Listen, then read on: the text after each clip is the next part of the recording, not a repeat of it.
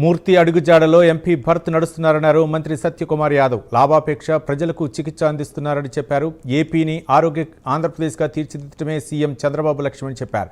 గీతం మెడికల్ కళాశాలలో advanced emergency యూనిట్ను ఆరోగ్య శాఖ మంత్రి సత్యకుమార్ యాదవ్ ఎంపీ భరత్తో కలిసి ప్రారంభించారు. ఎమర్జెన్సీ వార్డుతో పాటు 8 ఆపరేషనల్ థియేటర్లను ప్రారంభించామన్నారు.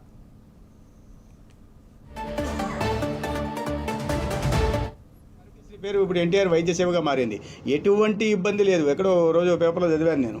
ఆరోగ్యశ్రీ సేవలు ఆరోగ్యశ్రీ పేరు మారింది ఎన్టీఆర్ వైద్య సేవ. నిజానికి బడ్జెట్ 2023-24 ఆర్థిక సంవత్సరంలో 3,300 కోట్లు మాత్రమే ఖర్చు పెడితే మన 24-25 సంవత్సరానికి వచ్చేసి అది కాస్త 4,000 కోట్లు అయింది. ఇప్పుడు దాన్ని 5,000 కోట్లకి బడ్జెట్లో కేటాయింపులు చేశాం. 23-24 సంవత్సరం ప్రవేశపెట్టిన బడ్జెట్ కన్నా 25-26 సంవత్సరానికి ప్రవేశపెట్టిన బడ్జెట్లో 25% ఎక్కువ ఆరోగ్య రంగం మీద కేటాయింపులు పెంచాం. కాబట్టి ప్రజల ఆరోగ్య సంరక్షణ ఈ ప్రభుత్వానికి ప్రాథమిక బాధ్యతగా తీసుకుంది.